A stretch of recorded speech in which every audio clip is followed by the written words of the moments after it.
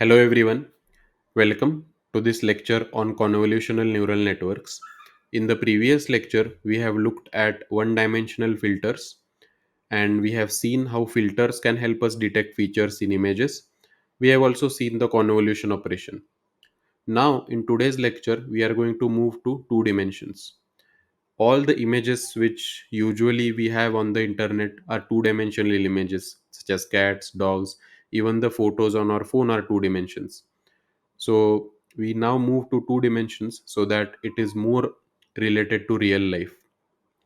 The main goal again is to identify features in images and to quantify images such as the image of a cat, dog, etc.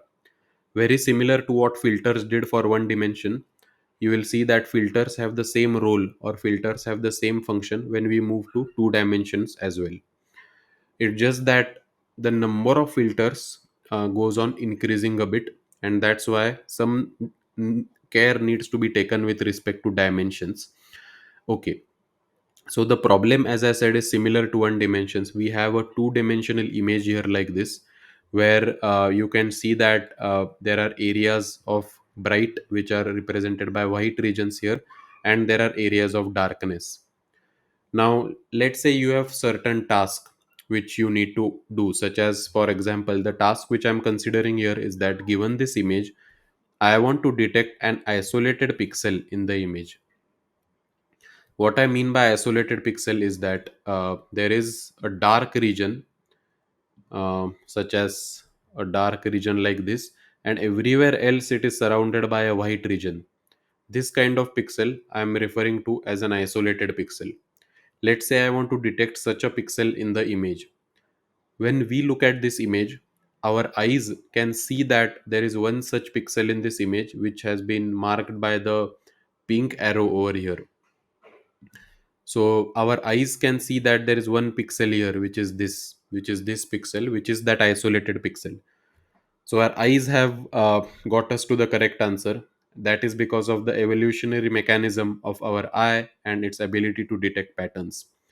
But the real challenge is to get computers to identify this, to prescribe a set of mathematical rules such as the convolution and the filter, so that the computer can take in this image and the computer can say that this is the isolated pixel. So, first, I want to demonstrate the filtering or the convolution operation on two dimensional images, very similar to what we saw for one dimensional image. When a computer looks at this data, it does not see what humans do. When we look at this image, we see bright regions and dark regions, right? But uh, when a computer looks at this image, all a computer sees is a bunch of numbers. So wherever there is white region here, the computer sees it as 1, and whenever there is a black region, the computer sees it as 0. So now I'm going to switch to this part of the screen. Okay. So this is the data set which we have. It's a data set which has 4 rows and 4 columns. When I say data set, I mean data which is the image data which we have. So the computer has taken that image and converted it into a bunch of pixels. Now I'm going to show you how to perform a convolution operation. Let's take the problem which is similar to what was there for the one dimensional case. Let's say we want to detect left edges, which is basically just detecting where there is a transition from white to black. I could have taken the isolated pixel problem here, but it would just lead to lengthier calculations. I'll come back to this problem later. For now, I'll just take the problem of identifying left edges, uh, which is essentially wherever there is a transition from wherever there is a transition from the white region to the black region. Or let me flip it around this time. I think I will take all the points where there is a transition from the black region to white region. In the previous example, I think we took the other case, white to black. Let me look at the previous left edge filter. So no, in the previous example, in the one dimensional, also we had the transition from black to white. So let's stick with that. We will be detecting the left edge here, which is wherever in this image there is a transition from black to white. And we can see that there are three places in this image where there is a transition from black to white. and our goal is to detect those three places in a mathematical way. So the first step is converting the image into a set of pixels, as we have done over here, and then choosing the filter. So since we are going to be detecting left edges, which is transition from black region to white region, we'll choose a filter which has two values. The first value is -1 and the second value is +1. The reason we have chosen this filter intuitively is because we want to capture a transition from black to white, or a darker region to a lighter region. So we hope that -1 will correspond to darker region and +1 will correspond to lighter region. What I'll be doing is very similar to what I showed you for the one dimensional convolution. We will take this filter and then slide it across the rows. So first we'll look at the first row, slide it across the rows, go to the second row, third row, fourth row. Before we do that, I want to introduce padding here. So when we take this filter and let's say slide it across the first row, initially we'll start here, right, and take the dot product of these two with the filter. Then we'll come here, take the dot product of these two. Then we'll come here, take the dot product of these two with the filter. But when we come to the last number here, there is nothing to the right side of it. So then it will be a very difficult thing. And also, since we want to maintain the output size as the input image size, we will do a padding. Padding means that we will add a hypothetical value or a value which is not real after every row. So after the first row, we will add this value of 0 over here. After the second row, we will add this value of 0 over here. After the third row, we will add this value of 0 over here. And after the fourth row, we will add this value of 0 over here. Remember, padding is just to make sure that when we do the convolution operation, the output dimension is the same as the input dimension, which is 4 by 4. If we didn't do this padding, we'll just have three convolutions in the first row, but we need four convolutions to maintain this size of 4. Okay, so the way we'll do this convolution operation of the filter with this matrix is that we'll look at each row. First we'll look at the first row, then we'll go to the second row, third row, and fourth row. When we look at the first row, that is 1 1 1 1, and then padding of 0. And then we will slide this filter from left to right and take the dot product between those two entries in the row. So we'll first align it to the left and take the dot product between 1 1 and -1 1, which is the filter. So the result here would be 0. Then we will slide it to the right. So then my input vector or the data vector is 1 and 1. So then I'll take the dot product between this data vector and the filter, which is -1 and 1. That will lead to 0. Then I will slide again to the right. So then the vector which I have, the input vector is 1 1, and I will take the dot product between this vector and the filter, and the answer will be 0. And then finally, due to the padding, I'll use 1 and 0 as my last input vector, and I'll take the dot product with -1 and 1, which and the result will be -1. Remember that if we have one vector a1 a2 and the second vector b1 b2, when we take the dot product of these two, the result will be a1 b1 plus a2 b2. So when we do the convolution operation of the filter with the first row, the result will be 0 0 0 and -1. Then we go to the second row and we do a very similar thing. We write down the second row, we pad it with 0. We take the filter, start from the left hand side, and then take dot products as we move to the right.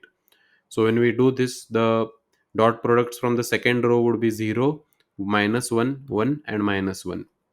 Then we go to the third row. Again, we do the same thing. We pad it with 0 on the right hand side, align the filter first on the leftmost, and then take the dot product and then slide it gradually to the right. So then the result of the convolution operation from the third row would be 1 0 0 and -1. And then we will do a similar procedure for the fourth row.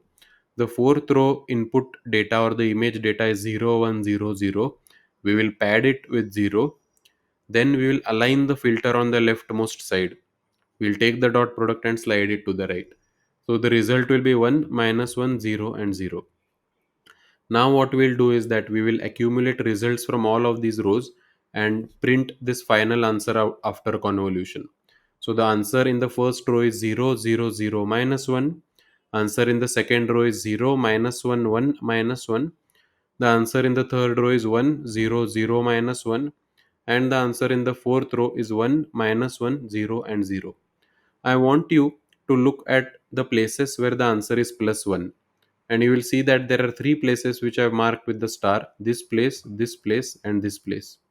If you go to the image, you will see that these are exactly the places where the left edge was there. This place here, where there is a transition from black to white, this place here, where there is a transition from black to white, and this place here, where there is a transition from black to white. So these three places which I have marked here, which our visual eye detected, those are the exact same three places which are marked by the green star here. So the reason the computer was able to detect these edges is because we chose the filter correctly. We chose this as our filter, and then we performed the convolution operation, and then we chose the values which have the highest value, so 1.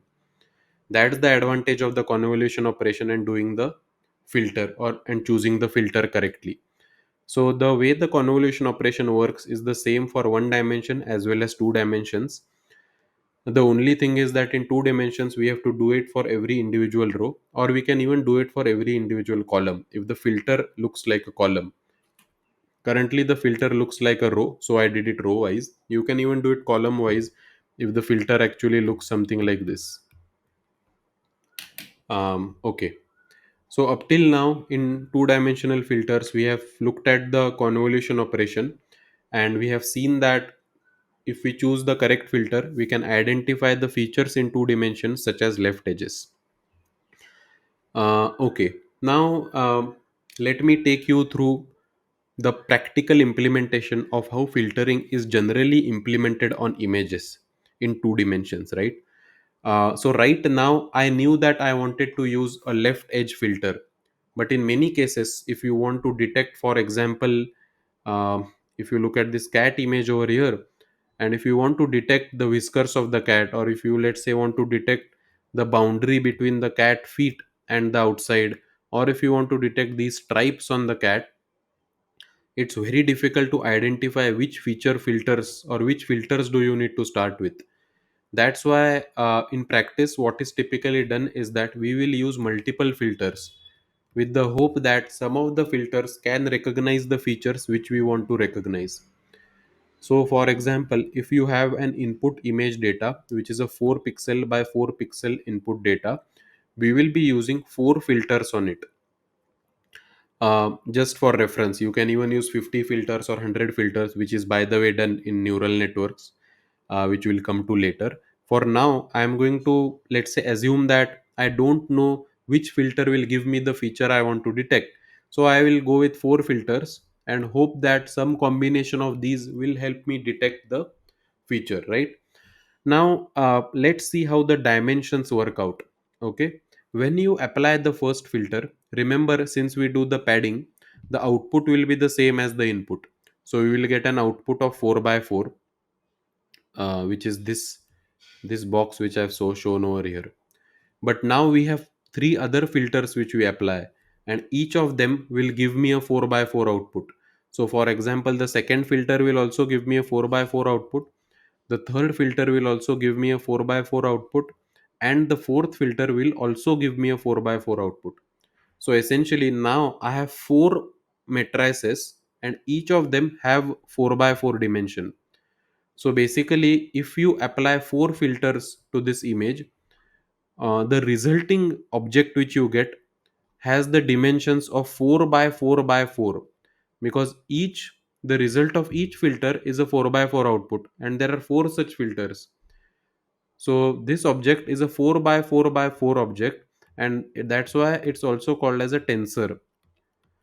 So this is not a matrix anymore because it's a three dimensional object. Matrices are two dimensional.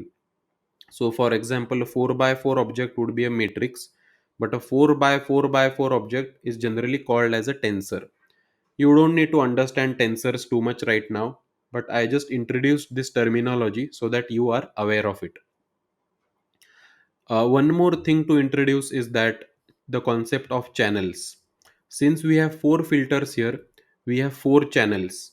So each channel will represent one output image. Okay, so then the output is 4 by 4 by 4. Now let's say I want to do another set of filtering operation on this resultant output, because I'm not happy with the features which have been extracted in the first layer. So let me call this as layer 1, in which I applied 4 filters. Now I will move to layer 2, and I want to apply one more set of filtering operations to this object to extract more complex features. Let's say those patterns in the cat which I showed you, or the whiskers of the cat, the flappiness of the cat's ears, etc. So to capture more complex effects, I want to have another set of filters on this object, and let's say I want to have 10 filters. Before even going to 10 filters, first let's look at one filter and how can we apply one filter to this 4 by 4 by 4 object. So the way this works is that since this is a three-dimensional object here, which is the tensor, the next filter which I choose will also be three-dimensional, and the third dimension of this filter has to match the number of channels over here, which are four channels. So the next filter which I am going to choose is a filter which has a dimension of 2 by 2 by 4. So the way you can imagine this is that I'm shading this over here right now. So the next filter will have 2 by 2 here, and in the depth dimension it will go to the entire thing. So it will have 4. So what this next filter will do is that it will not slide through each channel separately, but once it starts sliding, it will take the entire depth into account. So for example, this filter will maybe start here, take the entire depth into account and return one value. Then it will move here, take the entire depth into account and return one value. Then it will move here, take the entire depth into account and return one value. When I say return one value, that's the result of the convolution operation. So I showed you how vectors can be multiplied, right, in dot product. Similarly, here we are taking the convolution between a 2 by 2 by 2, 2 by 2 by 4 tensor and a 2 by 2 by 4 tensor. And the convolution operation proceeds similarly. Each element of the first tensor is multiplied by each element of the second tensor, and then the summation is done. So, for example, when we slide the or when we apply the filtering operation here, there will be one output which will be returned. When we do the filtering here, there will be one output which will be returned. Similarly, this filter will slide over this entire tensor and it will take the entire depth into account. So the result of applying one such filter on this 4 by 4 by 4 tensor would be just a 4 by 4 matrix. And the result and the reason it's a matrix is that we are already taking the depth into account here. So we are taking the dot product between this filter, which is a 2 by 2 by 4, with this tensor here, which is a 2 by 2 by 4. And then each dot product will lead to just one value. So the depth dimension won't matter at all. All that matters is how many times. Let me show this with different color.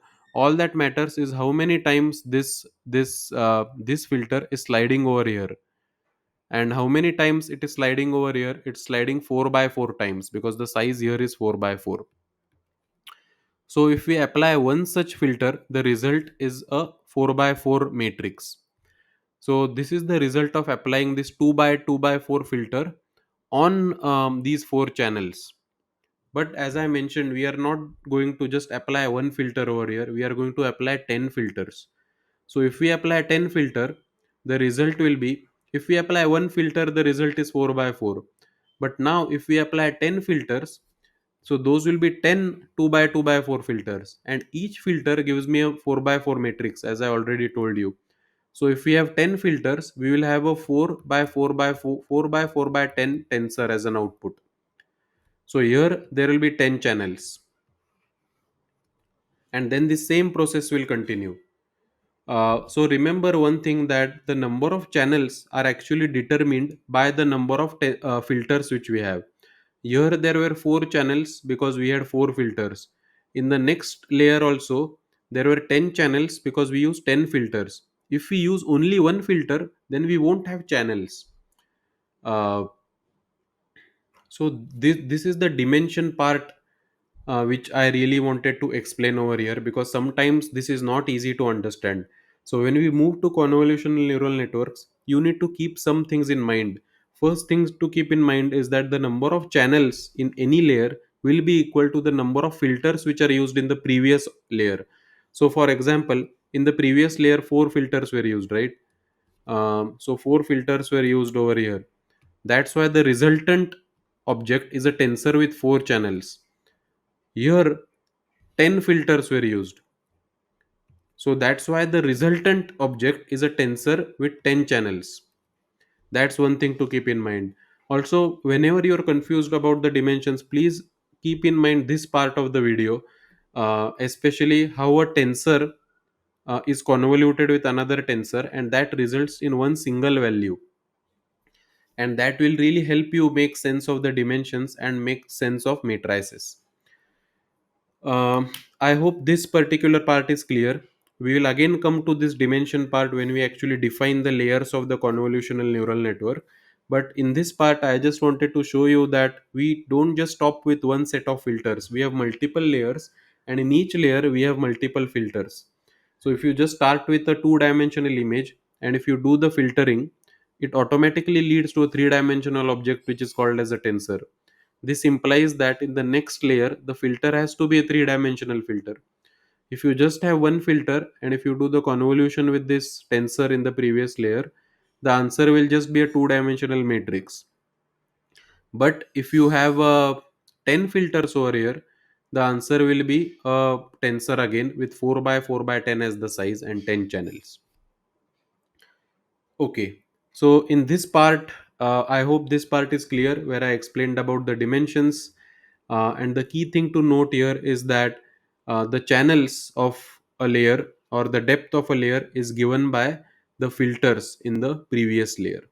This intuition will come in handy when we look at the mathematical formulation of convolutional neural network. In the last part of this video, I want to take an hands-on example, and I want to show you how we can use the different filters and the dimensions which I've showed over here on a real example, so that there is a practical application and you can further strengthen your concepts which we learned in the previous part. So let's say we have a two-dimensional image like this, which has regions of white and which has regions of black. And the main aim which we have is that we want to detect this shape over here. So essentially we want to find that part of this image where this shape is there. So ideally we want to return this pixel over here which I have marked as orange here, where around which this shape is present. Remember this orange dot here. We'll come back to this at the end of this example. So that's the goal which I have been given. And we don't have neural networks here, so we just have to construct filters ourselves. So I decide that in the first layer I will use two filters. The first filter will be used for detecting the vertical stripes. The second filter will be used for detecting horizontal stripes. So the first filter which I will use will be a 3 by 3 by 3 by 3 filter, which looks like this, which has a dark region in the vertical because it has to detect vertical stripes. And the second filter which I am going to be using, that is also a 3 by 3 filter, and but it has black regions in this horizontal area because it has to detect horizontal stripes. So as I showed you in this schematic over here, we will apply both of these filters on the data. So now we will take the data set, apply the first filter and apply the second filter. When I say apply the first filter, we are going to be doing a convolution operation. So I'll show you how it looks like for one uh, area. So this is a 3 by 3, right? If you want to find the value for this particular uh, cell or this particular pixel, you will superimpose this 3 by 3 over here and take the dot product. So the first row, first column of this will be dot product with this, then the second row, second column, etc., and then you sum it up. That's the convolution operation. So that will give me the result of this cell over here. If you want the result of this cell, Then you take this filter and do the convolution operation between this area with this filter.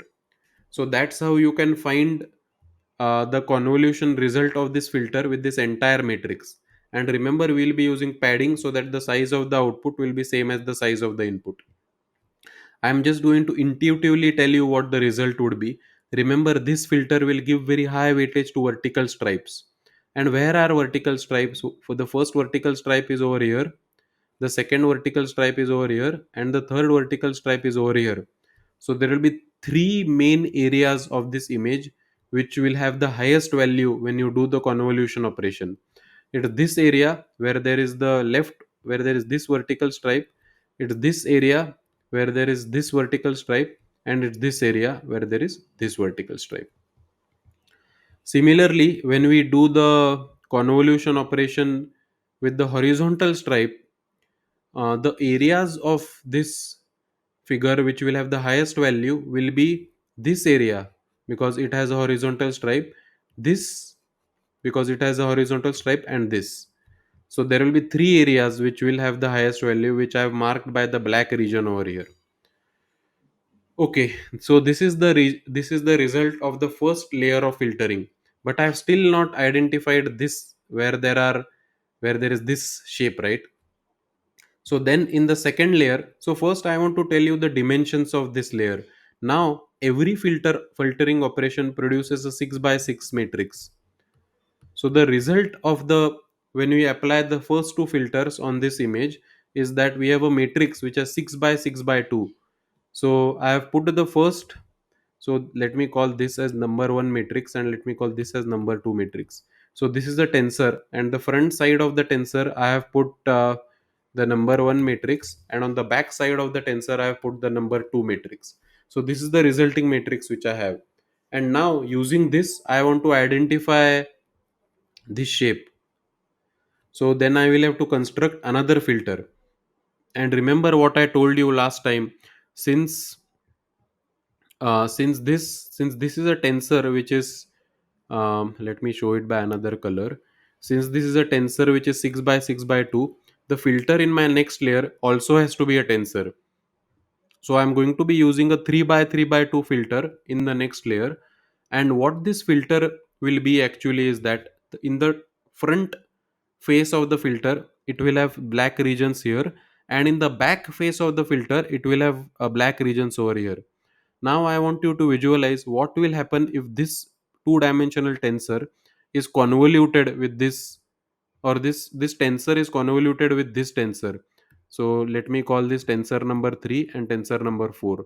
So what will be the result if tensor number 3 is convoluted with tensor number 4?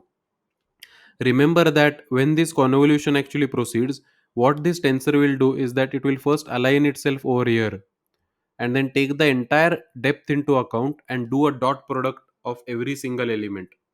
So can you see where the dot product will be maximum? Let us try to see what will happen when this particular filter aligns itself over here.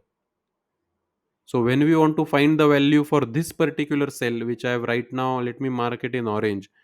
Uh, when we want to find the convolution value for this cell over here, you know the input data, right? There is a black here, and on the back side there is a black region here and here.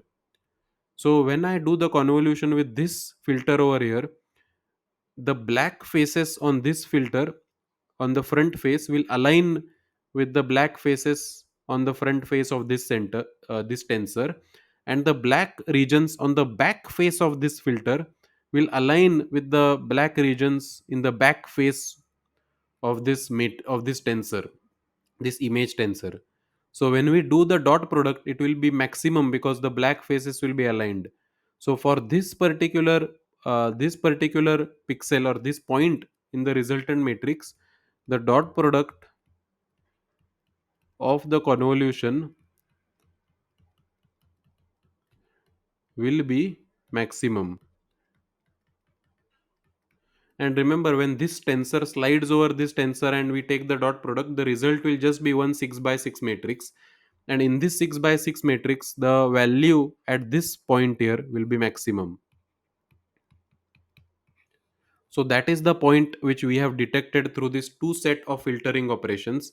And remember, that's exactly the same point which we set out to detect, which has been marked by the orange dot here. Now I hope I have shed some clarity on why we need layers and why we need filters.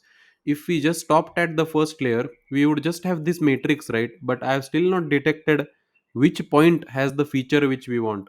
So we need another filter, and that filter should somehow capture the pattern which we want to detect.